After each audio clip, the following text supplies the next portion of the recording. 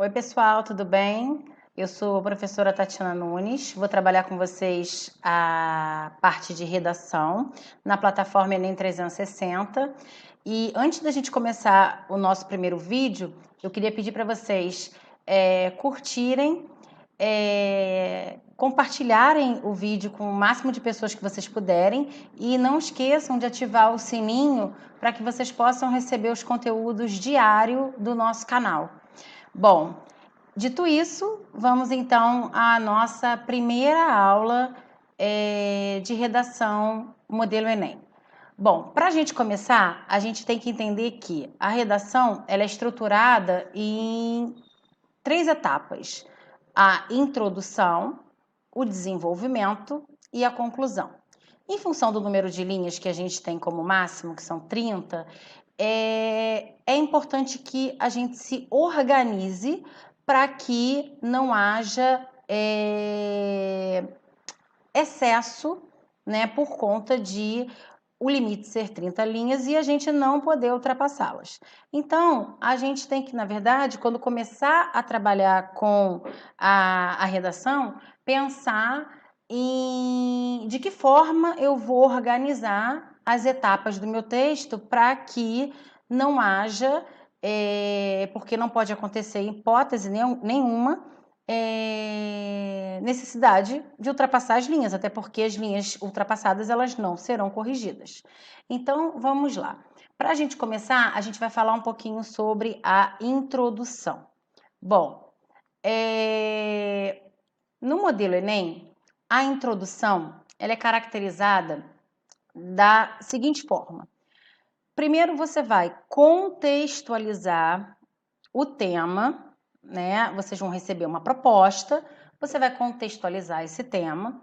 Na sequência, você vai estabelecer a sua tese, ou seja, o seu ponto de vista sobre o assunto que está sendo proposto.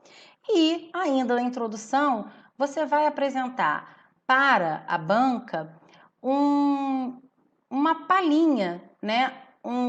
Você vai falar rapidamente quais serão os argumentos que você vai tratar nos respectivos desenvolvimentos.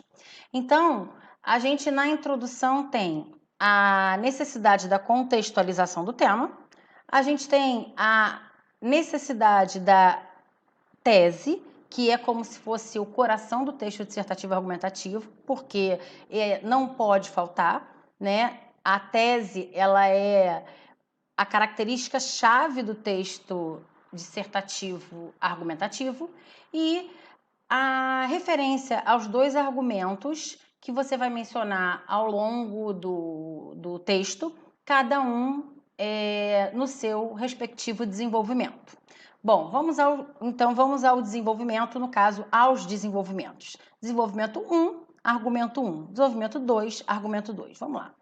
Bom, nos desenvolvimentos, a gente vai trabalhar com a abertura do parágrafo, que a gente normalmente usa um conectivo de abertura, que marque bem que você está falando aquilo, né? Numa primeira referência ao tema.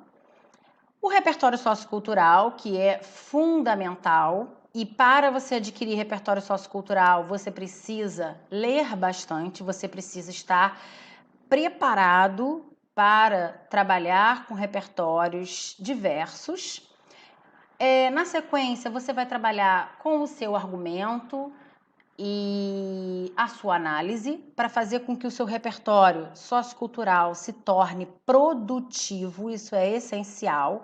Ou seja, não basta você citar uma referência, você citar uma pesquisa, é importantíssimo que você cite, argumente e faça a sua análise, para você mostrar que você conhece e para você tornar esse repertório produtivo para o seu texto, ou seja, ele seja algo produtivo em relação à sua tese e, consequentemente, ao tema.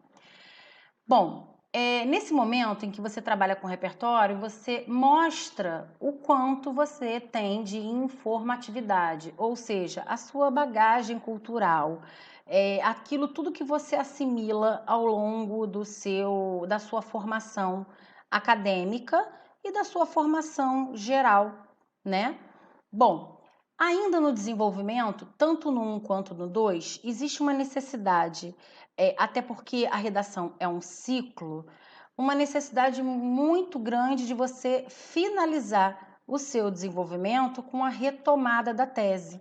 Por que a retomada da tese? Não é por acaso, porque quando você retoma a tese, você, de uma certa forma, você vai estabelecendo esse ciclo que a produção textual bem elaborada, o texto bem elaborado, pede.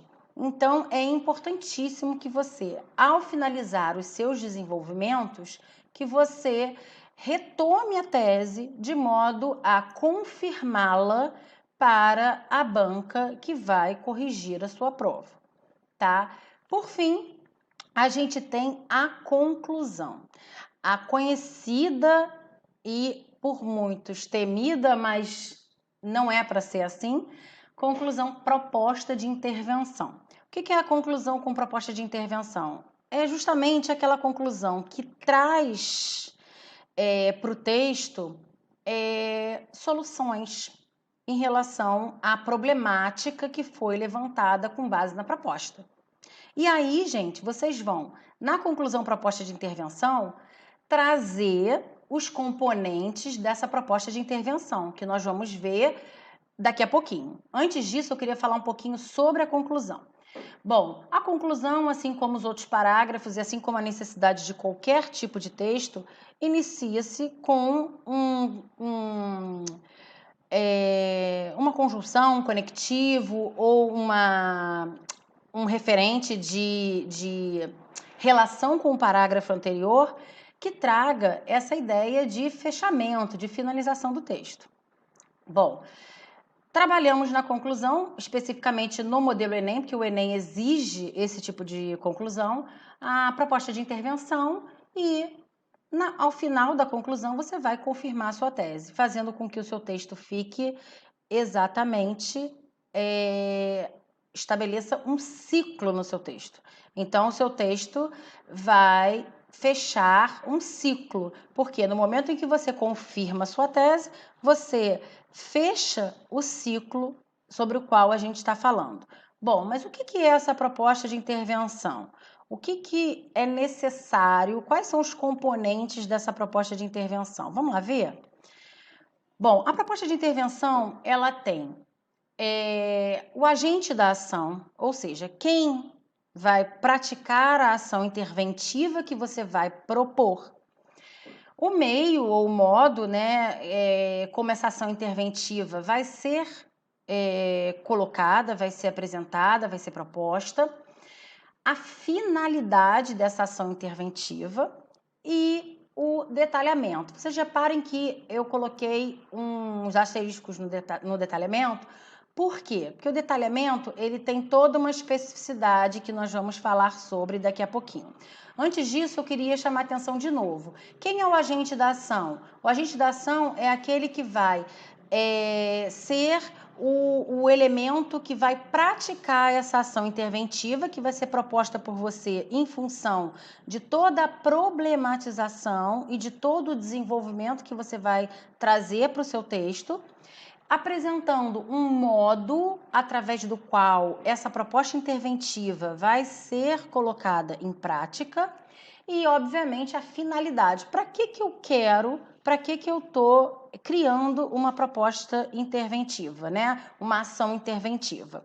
Bom, e o detalhamento? O detalhamento é uma situação que eu separei justamente porque causa para alguns alunos alguns tipos de dúvidas. Então, vamos ver um pouquinho sobre esse detalhamento? O que é o detalhamento na proposta de intervenção?